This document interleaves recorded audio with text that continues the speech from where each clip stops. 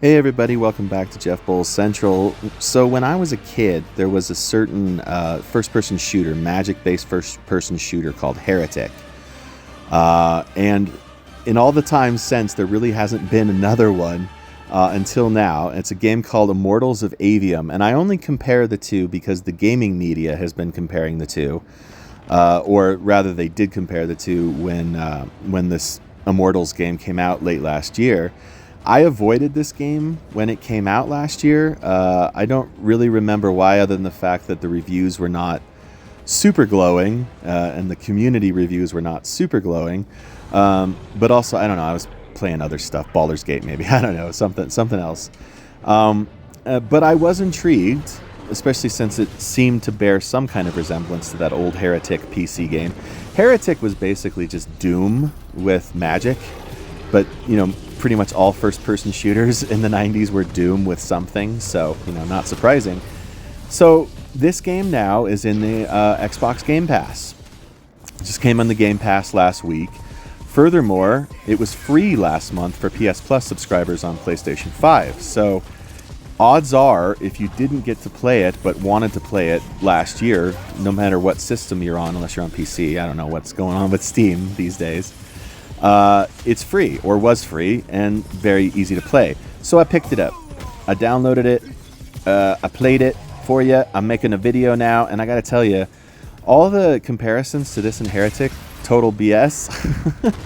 Just to tell you, those games are nothing alike, and I don't really understand why the comparisons were made.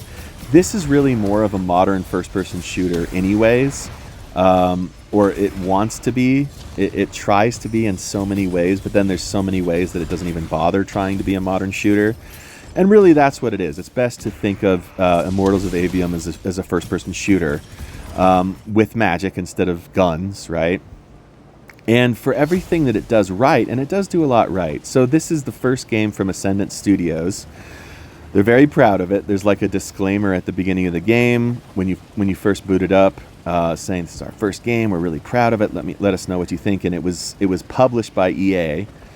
And while it does have a lot of really cool ideas, like this ley line travel thing that I'm doing right here, where you travel the ley lines, that's a cool idea. There's a lot of cool ideas, but there's so much of it that just doesn't spare it from being kind of a blah, middle of the road experience. It was a little disappointing because, like I said, there are some cool things happening here. The first being the story. Okay, the story is kind of a standard so-so fantasy story. Nothing really original that we haven't seen before. You know, and I like a good fantasy story. Don't get me wrong, but you know, the character is kind of not even that likable. Jack. He's kind of a smartass, and kind of not in a good way to me. Like, that's personal preference, probably. None of the characters are that vibrant. None of the events are that memorable. The dialogue is okay. The voice acting is fine. So that's the story. The mechanics of the game, which is what we really, you know, probably care about here, are such that there's some puzzling choices, like control-wise. Maybe a minor gripe. For instance, I can't actually not refill my mana gauge, which is really important. You need to keep your mana gauge refilled, because I always seem to be out of the refills, because it's the same button as activating objects, any object in the game, or starting conversations, any conversation in the game. So you're constantly wasting your mana recharges. So that's a small thing, but it's indicative of the whole process, okay? There is also an odd choice of, even though it's a modern first-person shooter, you can't run and jump up to ledges and have him grab on and pull himself up on the ledge. Again, maybe that's a minor thing to some people, but I can't tell you how many times my ability to solve a puzzle, to finish a puzzle room or something, revolved around not being able to reach the ledge just because he wouldn't crawl up onto it, man. You literally have to get your feet at ledge level, and some of the puzzles are designed to keep you from doing that until you figure out the cute thing that they want you to do, right?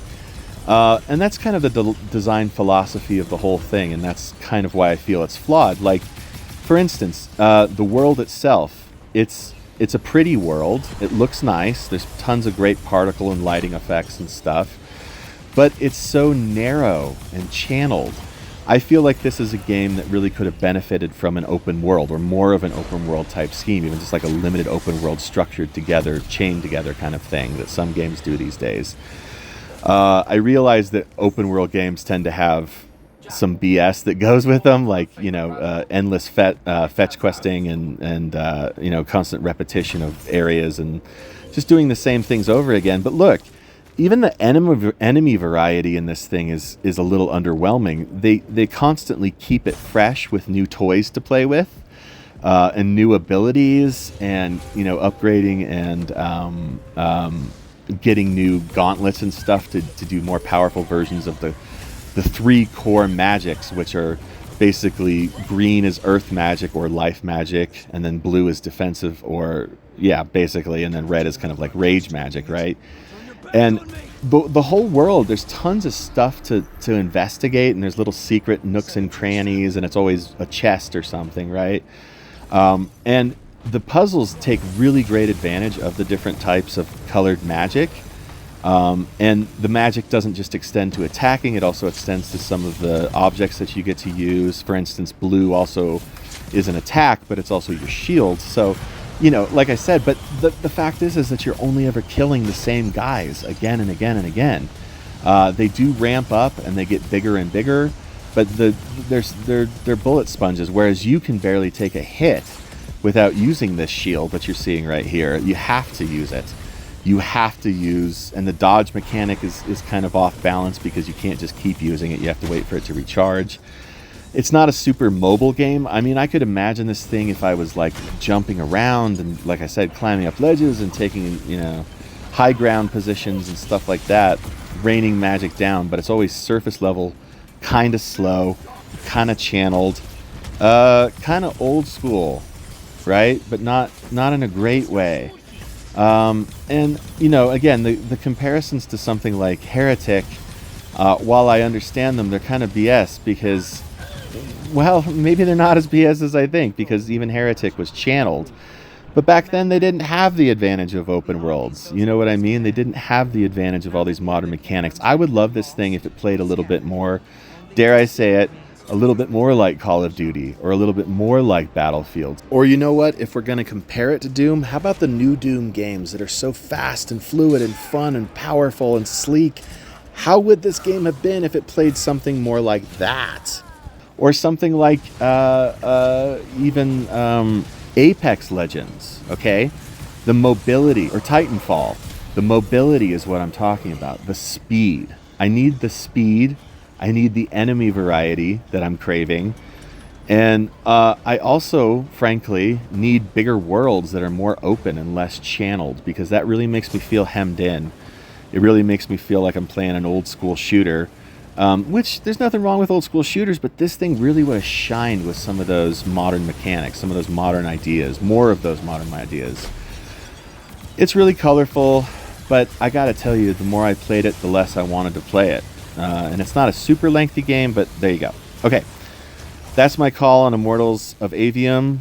That's it. Like and subscribe and share and do what you gotta do, but don't stop watching my videos.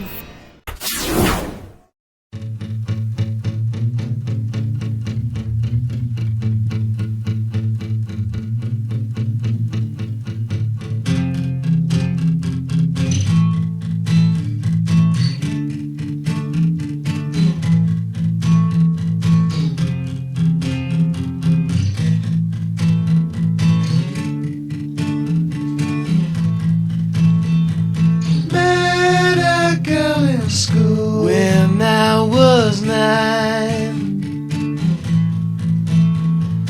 told me she had feelings, she had lies.